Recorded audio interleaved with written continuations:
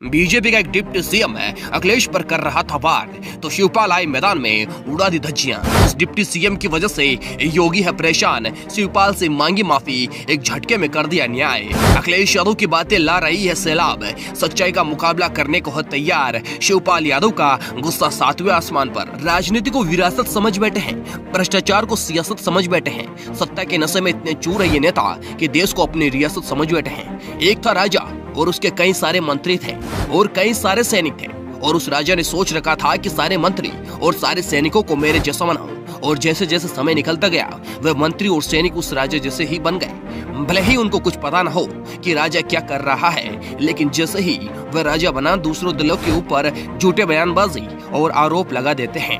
ठीक वैसा ही बीजेपी में भी है।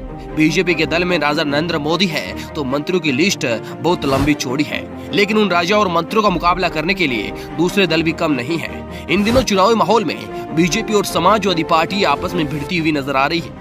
ऐसे में बीजेपी के डिप्टी सीएम ने अखिलेश यादव के ऊपर कुछ बयानबाजी की थी, जिसको लेकर अखिलेश यादव ने भी पहले उस डिप्टी सीएम पर तंज कस दिया था, लेकिन मैदान में शिवपाल यादव भी उतर गए हैं और बीजेपी और पूर्व डिप्टी सीएम की ऐसी क्लास लगा दी जिसे देखकर योगी और मोदी भी हैरान परेशान हो गए।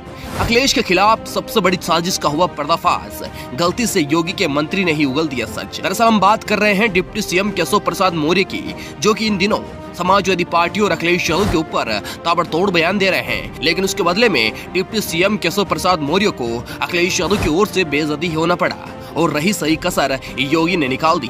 डिप्टी सीएम केशव प्रसाद मौर्य का बयान अब बीजेपी के लिए मुसीबतें खड़े कर रहा है, तो चलिए हम बताते हैं आपको कि वह कौन सा बयान था जिससे शिवपाल यादव भी आग बबूला हो गए और अखिलेश यादव के लिए सीधा बीजेपी से भिड़ गए। दरअसल डिप्टी सीएम ने एक ट्वीट करते हुए लिखा, जिस दिन से मध्य प्रदेश के मुख्यमंत्री के रूप में मोहन यादव ने शपथ ली है, तब से सपा बहादुर अखिलेश यादव के पीडीए परिवार डेवलपमेंट अथॉरिटी के सदस्य बहुत उखड़े उखड़े हैं। और आगे उन्होंने कहा कि सफाई हवाई अड्डा बन सकता है तो बंदायों में क्यों नहीं। इस एक बयान से योगी के भी होश उड़ गए हैं, क्योंकि योगी को टेंशन है कि कहीं शिवपाल यादव ने इसका जवाब दिया तो बीजेपी की खैर नहीं।